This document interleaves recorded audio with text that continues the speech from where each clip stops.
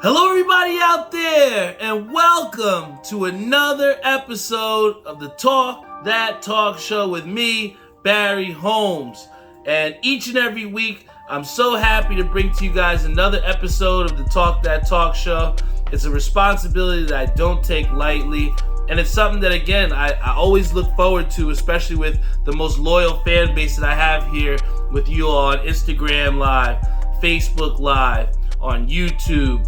You know, we work a long work week to be able to get to the weekend, and you know, to use this podcast to start off my weekend on the right note. You know, it's everything that I look forward to as far as, you know, setting the table for a great weekend.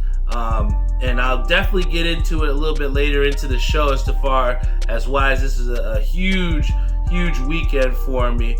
But I want to give a big time shout out to Ishabai Crane on our Instagram live stream. Big shout out to Uncle Mickey on our Facebook live stream. But, you know, again, you know, throughout the week, you know, people that, you know, continuously tell us how much they enjoy watching the show, how much they enjoy, you know, the different topics, and, you know, jogging my brain as far as the things that I'm, you know, interested in and the things that pique my interest. And we got Tim Sakura on our Facebook live stream. He says, hello everyone out there. What's up, Barry? Peeps, happy Friday. Yeah, and you know what? Like I said, you know, to be able to have, you know, the people that continuously tune into this show, it makes it all worth it. And that's why, you know, I just want to continuously try to put out the best content that I can throughout whatever's going on in my life, whatever's going on professionally in my professional life. You know, just want to be able to come here to you guys 100% vulnerable and share with you my unfiltered thoughts. And, you know, one of the things that definitely caught my eye before I hopped on the air here, and, you know, I had a little segment that I knew I was going to have to, you know, talk about with my New York Knickerbockers and just the frustration level that it's been at. You know, I went to the game on Monday between the Knicks and the Kings, and sure, it was a great win, but, you know, the win with the Knicks wasn't exactly the highest talked about thing in that game.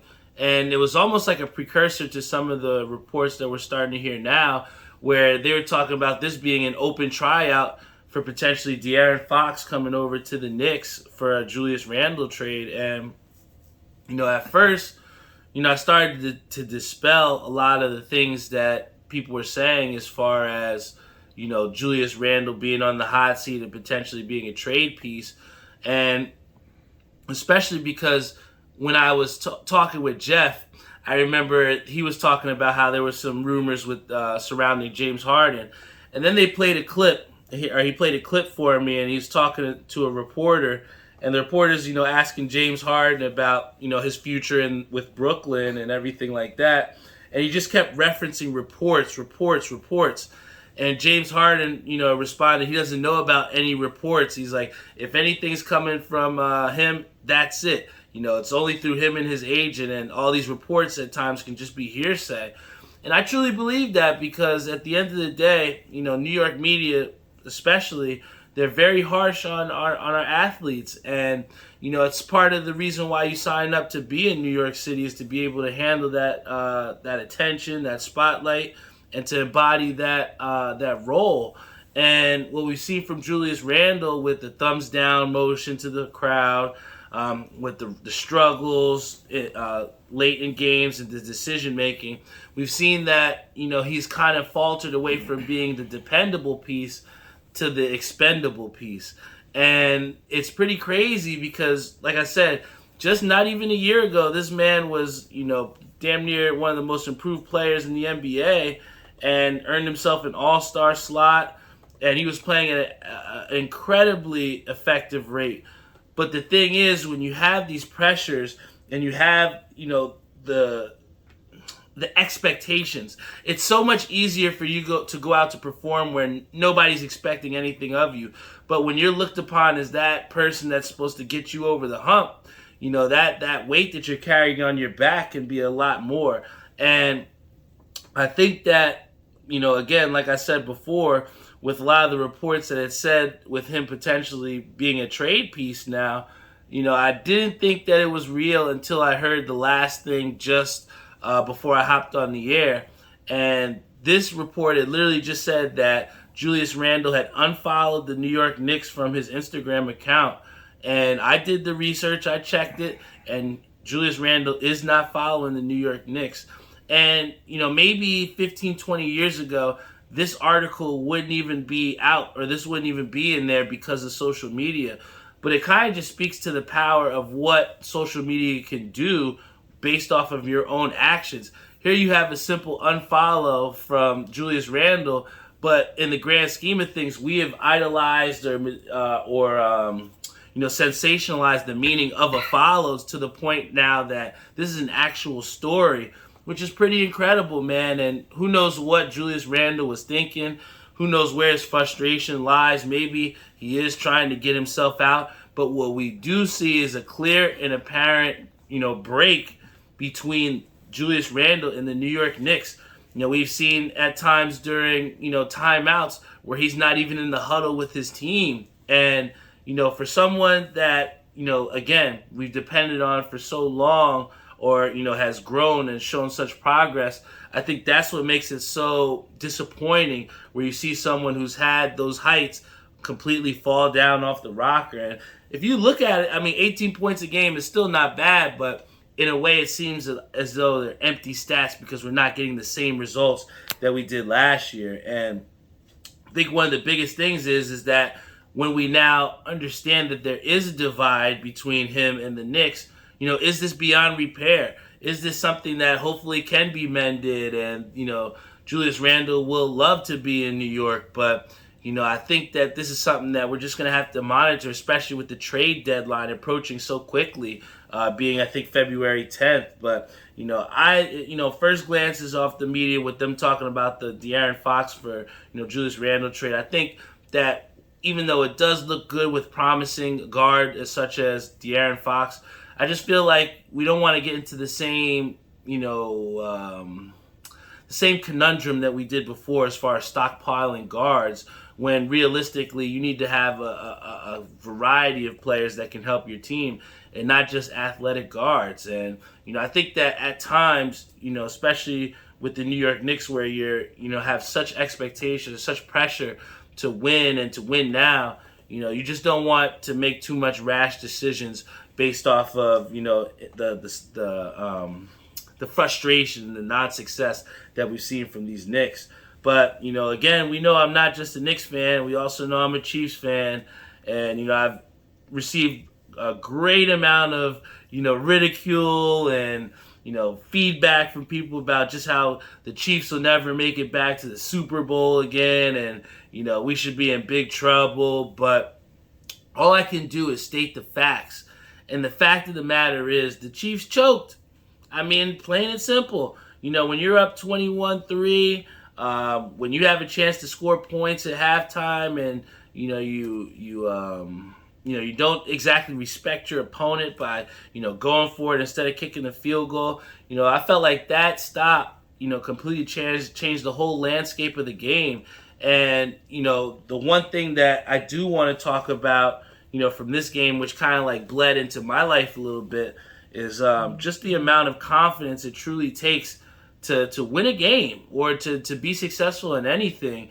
I think that, with the Chiefs having gotten the lead that they did, I think it was like an 18-point lead or something like that, it's almost like human nature for yourself to try and like ease up and defend that lead, as opposed to not keep it going out there and trying to take the person out. And you always fall into this almost like this little slippery slope to where, you're fighting on your heels, and then finally the roles are reversed, and now you're trying to fight back. And by that time, it might be too late. And I think that's kind of what happened with the Chiefs, to where, with them being up, they didn't, in my opinion, make the right, adjustments, and they didn't go out there trying to take the doors off of the Bengals. When you have your foot on someone's neck, you got to press it all the way, and I think that, with them giving Joe Burrow some life, they pretty much solidified his young legacy right now as far as taking the Bengals to the Super Bowl.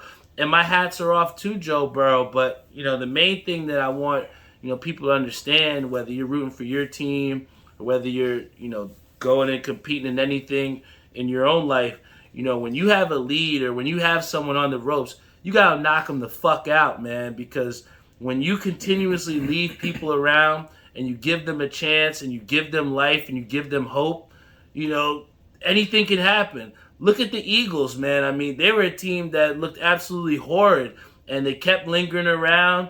They kept fighting, and they got themselves into the playoffs.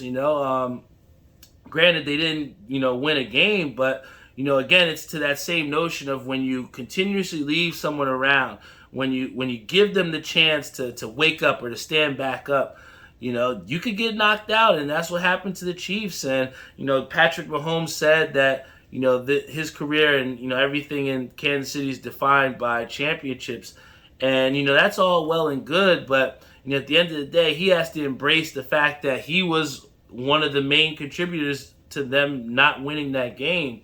And I really want to look to see what Patrick Mahomes does to be a better football player. From these first 3 years, we've seen him, survive off raw talent. We've seen him get away with doing some, unordinary things. But now when you start to see the rest of the league is caught up to those antics and they've caught up to the different things that Patrick Mahomes likes to excel at, now you have to try and retool yourself and figure out who you are as a quarterback. And, I have to say some of those passes that were intercepted, in the playoffs and towards the end of the season, they were pretty bad, man. And, there's no way around it. You live and die based off of what your quarterback can do for you. And you could just ask the 49ers about that with Jimmy Garoppolo's play. You can only go as far as your quarterback can take you. And, the Chiefs has gotten pretty far, in Pat Mahomes' early career. But at the end of the day, he's got to retool those mechanics and find out a way to become a better football player. Or people will be right about us and be saying that we won't make it back. But, I do again want to talk about, the confidence and just, what it takes to seal the deal when it comes down to, winning games. Because, we had a situation on Tuesday with my bowling team with me and my brother. And, we've been struggling. We've been struggling this season, and everybody knows it, but they know the potential that we could have. And, it's tough because when you're not going out there and performing at your highest, I totally feel what Julius Randle's saying because, last season I took a big turn for the better with my career, and, this season has been a struggle for sure. But, I think the main thing, to keep getting up there, keep fighting and keep trying to get better and having fun in it, I think that's the things that kind of will be able to propel us forward and get us to the destination that we want to go. But on Tuesday, we had a situation where we were bowling the blind. And for people that don't know what that means in bowling is you're pretty much bowling yourself. You're bowling against what your average is. So, I think I was averaging like a 190 something. So you got to come within 10 pins of your average. And, what seems so easy, it can be so difficult in a way because we, put this pressure on ourselves to not excel, but to hit a mark, such a mediocre mark in our minds. But then when it comes down to it, you still got to go out there and perform like a killer. You still got to go out there and try and, compete to win the game, man. And, me and my brother had a hard lesson that, just because you're bowling the blind doesn't mean, it's an automatic points. And we wound up getting swept. We lost all 20 points because none of us were able to hit our average in 3 games. And, it was definitely one of the most, it was probably the worst moment in my bowling career. We had a guy in Joe Krakovich who was on the tour on TV, is our league, president. He comes up to us and he says, "Hey guys, you made a mistake. You didn't write any points down there. You're bowling the blind." And we're like, "Yeah, we know. We didn't hit our average." So, "You couldn't hit your average? Oh my gosh, guys, what are you doing?"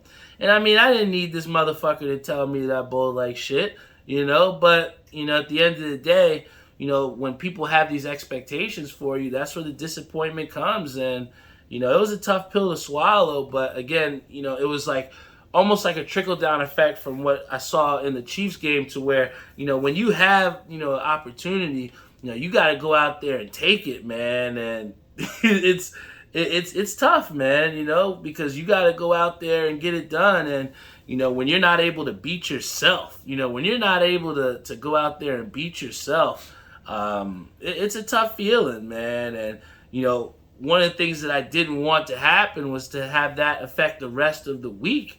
And, the cool thing about bowling, and just like when you have professional sports, as soon as something happens, you can wake up and you're at the next bowling alley trying to, get something else to happen. And, we had league the following night and Wednesday.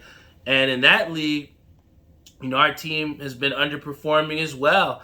We went from winning the league not even a year ago to now when you're a couple spaces from the bottom and you got to face your rival, somebody that they think because they were on top this season and, you haven't exactly hit your stride, that you're an easy kill. And, in a way, we at least myself, after, experiencing such failure and defeat continuously, it's kind of, it's easy for you to get down on yourself, like, oh man, I gotta go here again. We're just gonna lose. What's going on? But you gotta have that faith within yourself, and you gotta have the faith, in the teammates that you put the same jersey on with. And even though one of my boys, Cecil, who's on our team, he absolutely been bowling like crap all season. But it was almost like a light bulb turned on to him, and he wound up carrying us through, and we got our first win in a couple weeks. And it almost kind of restored my faith within him, and not only within him, but, within myself, because, we all as a team came out there and took out our rivals, especially on a down season. And, I can't tell you what that's going to do for our team, because, I think at times, especially when you play basketball, they tell you all you got to do on a free throw is see that ball go through the net, and everything else is history. And I feel like for us to go out there and get a win, it was huge for what can change around maybe our entire season. And, we had Glex here on the show last week, and he talks about, being, comfortable with being uncomfortable, and, going out of being in league and doing these things. It can be frustrating, and it can also be like, oh, you're content with the success that you've had. But, for me, I just thirst for trying to continuously challenge myself. And then this weekend we have, even tomorrow morning, I'm going to be leaving here at 6 a.m. in the morning. And, it's to be in a tournament. It's called the Unholy Tournament through the Underground Bowling Association. And you pretty much are paired up with a different team, a different member of a different UBA franchise. And it's just hardcore bowling. I mean, 5 games, balls to the wall, people in your face bowling, and, you're bowling for good money. And I think that, in a time where, I've lost to the blind, in a time where, you haven't had exactly the success this week in the bowling game, it could be easy to, be nervous going into this such a big weekend, to where, you're not just going to the lanes, you're getting a hotel room, you're going to compete for 15 games, and you're putting in a good amount of money. It's a lot, and it's something that you have to go into with confidence. And I think that, again, to learn that lesson from losing to the blind, where you're only competing with yourself. You're at times, our mind is like the strongest muscle in our body, because it's constantly, going and making us think things and push us through those situations that, physically in front of us, we feel like we might not be able to get through. And at times too, our mind can be our biggest blocker as well too. I know there was a saying that people said, or someone had said to me, where it's like, sometimes, it's not as bad as we may think things are, and our mind can make those things tougher for us. And that's why it's so important, like people like Jump Out LO and other people that are talking about prioritizing mental health. That it's so important, guys, because you can't do anything without confidence. I know I'm referencing bowling and a bowling tournament, and a huge tournament for me in my career trying to advance.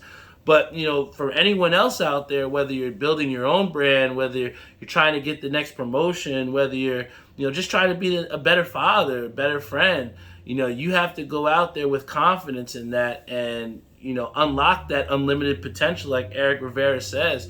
You got to pull that out from somewhere because no one else is going to pull that confidence out from you to get those positive results. And that's why you have to continuously have faith in yourself. Even if you lose to the blind, even if you do roll a 150, even if you do lose multiple times, at the end of the day, as long as you got 10 toes, you can still stand up. And, that's what I'm, decided to do this weekend.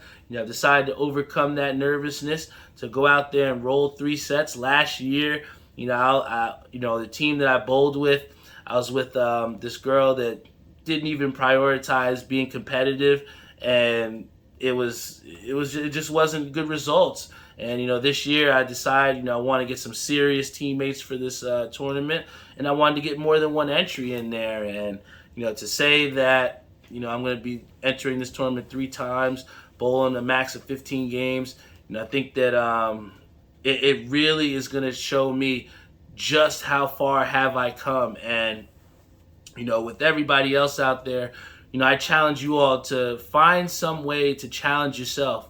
Find some way to figure out just where you stand as a person, just where you stand, in whatever direction you're trying to get towards that destination. Find a way to find up a self-litmus test and see just how you're feeling and where your mental state is at. Because, I think that, those mental checks or those, checks for awareness are big precursors as to how we will do further down the road and how we can make adjustments based off how we're feeling to get the job done, man. And I'm so excited to put on that DIY uniform, and I'm so excited to find out who I am as a bowler and, what do I stand for and competitively, and, what am I made of? What is that unlimited potential like Eric Rivera says? But, the one thing that we do know, guys, I won't actually be at the hat drop on Saturday, obviously, because I'll be at this tournament in Delaware.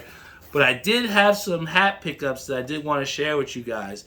And starting off with the one that I'm wearing on my head, this is the New Era Jungle Collection. And I really like this hat because, for one, they hit us with the different colored logos on here. I think we have like a burnt orange, a black, and then like a gold in there. And a lot of times you'll see maybe one color on the logo, 2 if you're lucky, but I definitely liked seeing the multicolored here, and then the same extension here with the side patch. Got the 1986 World Series patch on the Mets hat. We got almost like a lemon zest UV, like a yellow UV here. But my favorite part, and I think that I'm so excited to show this with people because I'm very interested to see other hat stores and hat places take this direction and see where they can go. But we have the tiger inside print here in the hat. And I think that, again, normally we'll see like a black or a white sweatband, but to see them go different here with a printed sweatband, I think that it's something that we can definitely keep our eyes on and see that maybe, just maybe, other hat companies will start to, utilize that. Yeah, first it could be a tiger print. Who knows what we could have? Maybe we could have a digital camo print or something. But, it was definitely, I like New Era for putting on the pressure and trying to do something different. But, Hat Club also had a couple good drops. I know they had the lavender pack today, which I was lucky enough to hit on. We had the Mount Fuji pack. You've had the Great Outdoors pack. But this one right here was definitely a sleeper. I'm going to do the unboxing for you guys right now on the show. But, I was very hyped when this hat came out. And I was a little worried that I wasn't going to be able to secure it because of all the hype beasts out there that was hyping and saying this was going to be one of the best of the pack. And it's definitely shown out to be an excellent hat. This one is modeled after it's modeled after a horror film, so that's why I like Hat Club and I like My Fitteds and all these different hat places, because they're coming out with hats that aren't just certain colorways. They're basing these colorways off of inspired creations of just life experience. And this hat right here, which I'm going to show you guys, it's a horror pack hat from Hat Club. and I think it's modeled after, I think it was like Jason. But yo, this two-tone Mets hat is an absolute heater. I'm telling you, the panic for this is going to be real, guys. We got the olive, like a light olive crown to the brim. And then this looks almost like a grayish type hue brim. I won't say black, but almost like a gray type, charcoal type brim. And then the undervisor to it is that like scarlet type red, that almost that Rutgers type red. And guys, the flat batterman in the back. We got the Shea Stadium patch. Very underrated patch. Love the details in this one. But yo, this Jason hat, I'm telling you, the panic for the Hat Club Horror Pack is going to be real. And I think maybe a little bit down the road, you're going to see that the value of that hat is going to skyrocket. But, I just want to thank every single one of you guys for coming here on the episode on Talk That Talk Show.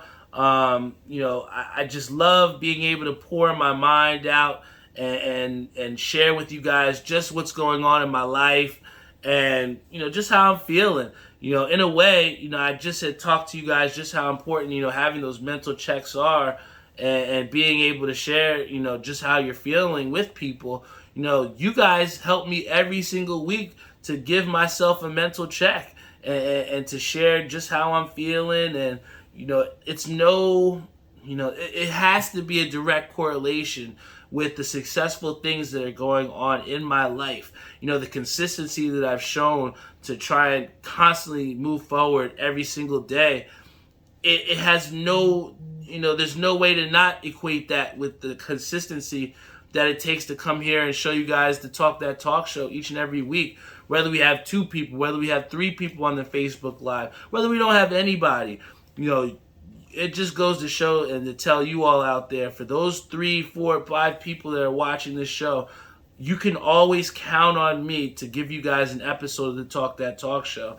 And, regardless of what's going on in my life, I'm going to pour it out for you guys, man. And I just appreciate every single one of you, whether you've bought a piece of merchandise, whether you shared with someone a link to the podcast, whether you subscribed on YouTube. There's so many different ways to support, and I feel blessed to have the amount of support that I've had from people, whether you've had, various guests on the show and different feedback and genuine feedback. Those are the things that, kind of propel you forward and help you to get through those tough times, especially in a day where today I had maybe not the best day at work. Just to look forward to come here and share some time with you all, whether it be for 27, 28 minutes. Those minutes mean the world to me. So I appreciate every single one of you guys for coming here on the Talk That Talk Show. You can always check us out at talkthattalkshow.com. Subscribe on our YouTube channel. I've been working with our sponsor, Timmy Hugel, over at Ink Parlor to potentially get the ball rolling on these OG 15s. I have a couple ideas in store. Just really started to, get the ball rolling with getting some proofs up, seeing how they'll look on the shirt. And, I'm just excited because, again, I talked before about trying to do something different. And, I think through continuously, living my life with open ears and open eyes and, trying to pull on the motivations that get me through, it's, helped me to stay creative and hopefully push this brand to the next level. So big shout out to Timmy Hugel over at Ink Parlor. Also give a shout out to Joe Snow Maria over at New York Life. Big time shout out to my boy Savion Gaynor over at Skydye Socks. And then finally, Jeff Galata over at Air We Are. Guys, this show, it would be nothing without every single one of you on Facebook Live, Instagram Live, YouTube, whether you're listening on Spotify, Google Podcasts, Apple Podcasts, Stitcher, iHeartRadio, you name it. There's so many avenues for you guys to listen to this channel. And, each and every week you prove to me that, there is still purpose in creating this show. So thank you for being the purpose to why, I'm able to do this every single week. I'm not going to do a drink review today because right when I get done editing this, guys, I'm going to hit the sack because, I got to get up early and I want to put my best foot forward. And, at times, again, just to reiterate, at times I feel like, we might make things a little bit more difficult than what it might actually be. And, kind of that lesson that I kind of learned from bowling where I lost to the blind is just kind of simplifying things and, get down to the basics. Find out why it is that you want to do something. Find out what it takes to be successful at that thing. And, the rest will come with it and the rest will follow. So, just have confidence in yourself. Draw from the motivations that make you who you are and just stay consistent because, your time is coming. And, one last story, because on the flip side to where, on Thursday night, last night on our bowling team, to where, again, we had a situation where we're bowling the blind. I don't know what it was. This is like blind week or whatever. But, I was able to beat the blind this time, and I won 2 out of 3 in my wood. But, the rest of the team, didn't exactly, follow through, and we got a loss. And, again, the confidence to you excel yourself, it still takes, an entire band of people to get the desired outcome in a team sport, man. But, just looking over on the next lane, they had a guy that was bowling, his name was Brett, big shout out to him.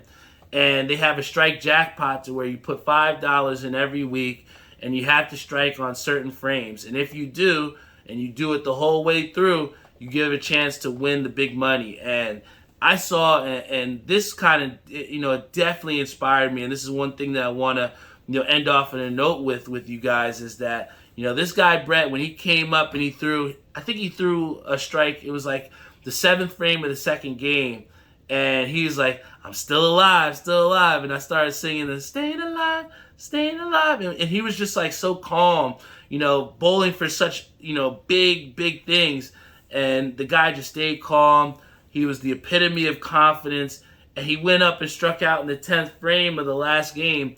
And this man won over $3,000 in the strike jackpot. And the first thing that he does is, he asks everybody, what do they want to drink?